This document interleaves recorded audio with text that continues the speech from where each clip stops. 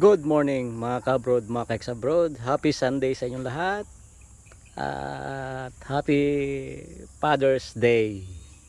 Ayan, saludo po tayo sa mga tatay na patuloy na nagsusumika para maitaguyod ang kanilang mga pamilya. Kahit na hirap sa trabaho, sa buong maghapon, pag-uwi ay nakangiti pa rin. And good morning Muning, anong hinahanap mo dyan? Tayo pala ay mag-harvest na ating mga gulay and mayroon tayong first harvest ngayon. Hindi yung upo, mamaya na yan. Hindi yung mga sili na yan. Hindi rin yung mga labansot na okra. Tayo ay magpe-first harvest ng ating hindi rin yung hindi rin yung mga talong. Pag first harvest na tayo nitong mga talong natin. Siyempre, ang first harvest natin walang iba kundi ang ating sitaw. Kasi meron ng pailang ilan na magugulang na. Hindi naman niya sabay-sabay, so unahin na natin yung magugulang para magkaroon tayo ng first harvest sa ating tanim na sitaw. Ayan. Dahil halos hapon-hapon ay umuulan. Ayan, gumanda yung ating sitaw, oh. Mga ka-abroad, mga ka-ex-abroad, oh.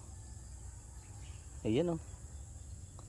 So, nasan ba yung mga inikutan ko na ito kanina at may nakita na akong pwede ditong i-harvest.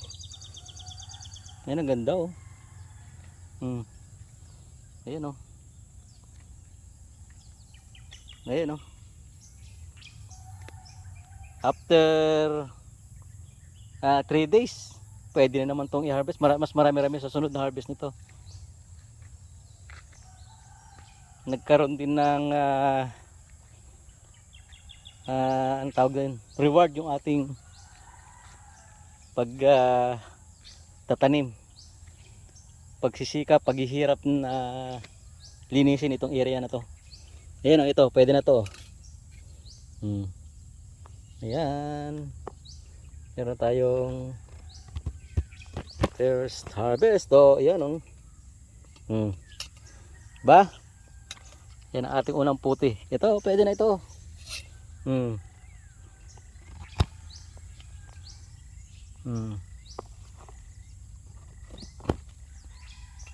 Wow.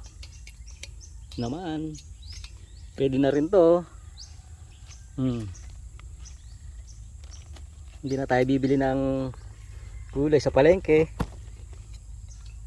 Isda na lang, magpipirito tayo ng isda, tapos meron tayong either adobo, ginataan o ginisang gulay. Pwede na. Itong ganda, oh. Diba? Tiyaga lang, wag lang mainip. Nandiyan lang yan. Ito pwede na itong isa. Yung isa hindi pa.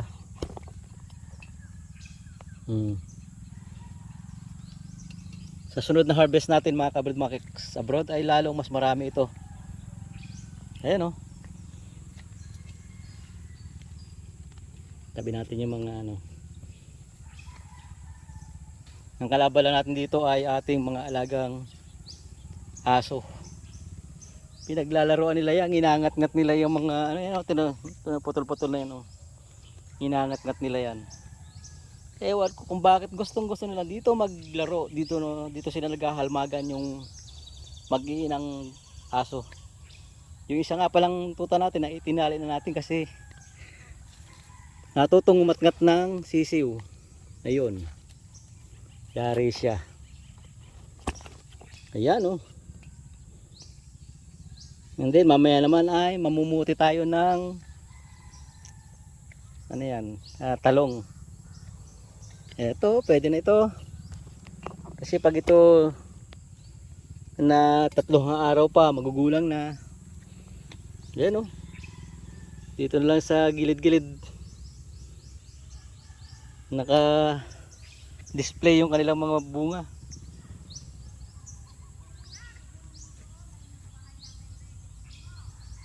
Ayan, oh. Ganda nito mga kabrod, mga keksabrod, oh. Lalo na pag ito'y nag ano na, talagang full force na yung kanilang mga bunga. Yan. Nakakatuwa pag ganito. Talagang nag-uumapaw ang kaligayahan ng mga farmers pag ganito ang kanilang nakikita sa kanilang mga tanim.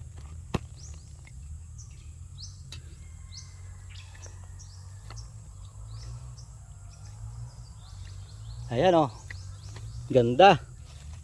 So,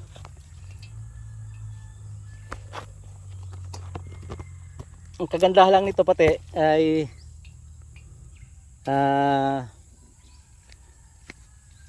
umulan ng umulan tuwing hapon. So pabor na pabor yung ulan na yan sa ating mga tanim. Kala ko hindi lalaki ng ganito ito kasi nung itanim natin ito ay sobrang init. Ito, ayan oh. Ito magulang na oh. Ito pa oh. Pwede na nga itong pang ano. Pwede nang pantanim. Pero kunin na natin. Saka na tayo titira dyan ng pantanim. Ito, ganda. Itong punong ito, yung pinakaunang bumunga.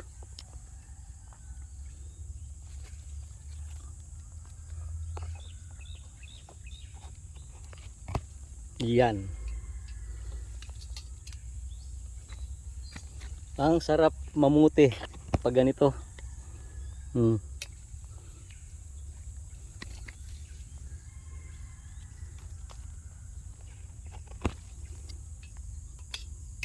Ito bagamat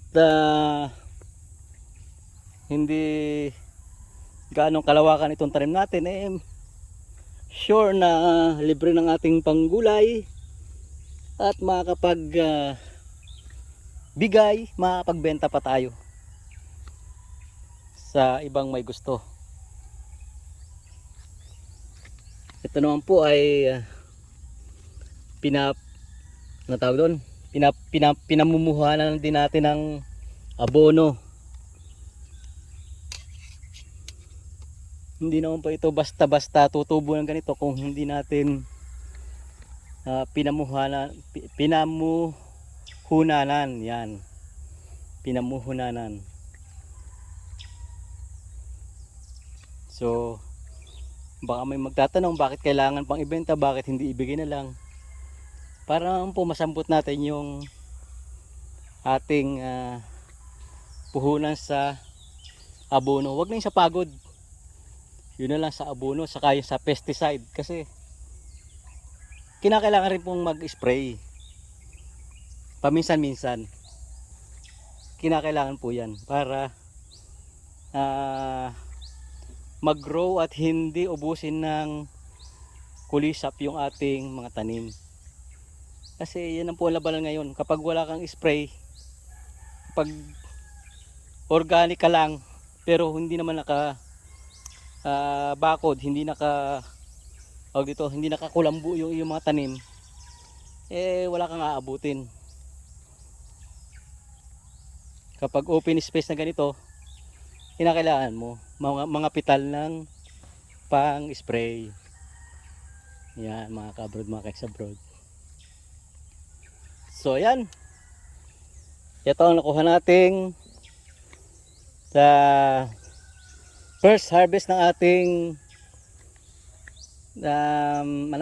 sitaw.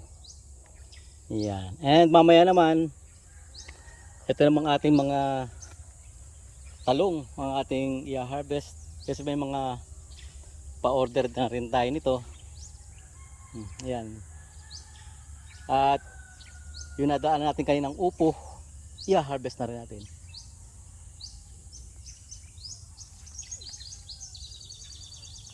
At ito nga mga ka-abroad, mga ka-ex-abroad, nakapamitas na tayo, nakapag-harvest na tayo ng ating mga gulayin sa araw na ito.